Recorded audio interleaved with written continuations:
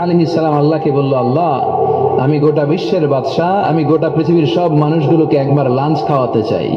কি খাওয়াতে? লাঞ্চ মানে কি? দুপুরের খাবার। আল্লাহ বলবেন নো। আল্লাহ বললেন, no, it's not your job Sulaiman. Sulaiman, এটা তোমার জব না, it's my duty, it's my job, it's my business. এটা আমার কাজ, আমার কাজ তুমি করতে যাও না। সাইয়েদনা সুলাইমান বললেন, আল্লাহ, আমারে ট্রাই করার চেষ্টা দেন, সুযোগ দেন, আমাকে একটু ট্রাই করার সুযোগ দেন, চেষ্টা করার সুযোগ দেন। আমি একটু চেষ্টা করতে চাই গোটা বিশ্বের সব প্রাণীকুলকে, মৎস্যকুলকে, জিনকুলকে, মানবকুলকে খাওয়াতে চাই। আল্লাহ বললেন, সুলাইমান, এইটা তোমার কাজ নয়, তুমি পারবা না, কাজটা কার? আমি রিজিক দেই। সেদিন সুলাইমান বললেন, লেট মি ট্রাই, আমাকে একটু চেষ্টা করার তৌফিক দেন, আমি একটু করি, দেখি না পারি কিনা। আল্লাহ রাজি হয় না, সুলাইমান নবীও ছাড়ে না। বেজাল আছে না নাই?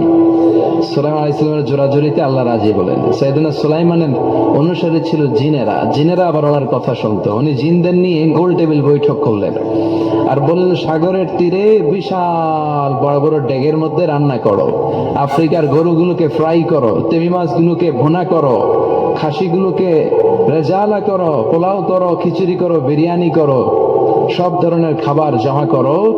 অমুক অমুক দিন দুপুর বেলায় আমি সাইয়েদনা সুলাইমান আলাইহিস সালাম গোটা বিশ্বের সবাইকে দুপুরের খাবার খাওয়াবো।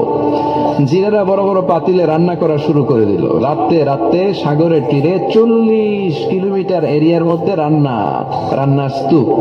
চলে আসলো সেই মাহেন্দ্র 3, যেদিনে না লাগবে না, যেদিন খাওয়ানো হবে ওই দিন সবাই এসেছে। সাইয়েদনা সুলাইমান উদ্বোধনী ভাষণ দিবেন। উনি বলতে শুরু করলেন, জিনেরা লাইন ধরবে এদিকে, মাছেরা লাইন ধরবে এদিকে, পাখিগুলো লাইন ধরবে এদিকে, মানুষগুলো লাইন ধরবে এদিকে, সবাই লাইনে লাইনে এসে খাবার খেয়ে যাও। সাগরের ভেতর থেকে বিশাল এক তিমি মাছ এসে বলে, সুলাইমান, আমি লাইন মানি না। কি মানি না? আমারে বেলাইনে খাবার দাও। সাইয়েদনা সুলাইমান বলেন, আমি নবী মানুষ, আমি বেলাইন করতে পারি না। তিমি মাছ বলে, আমার পেটে প্রচন্ড ক্ষুধা, এই ক্ষুধায় যদি আমি মরে যাই তাহলে কিয়ামতের দিন আল্লাহ তোমারে ছাড়বে না, কারণ আমি তোমার মেহমান হয়ে এসেছিলাম। জাবালে আছে না নাই?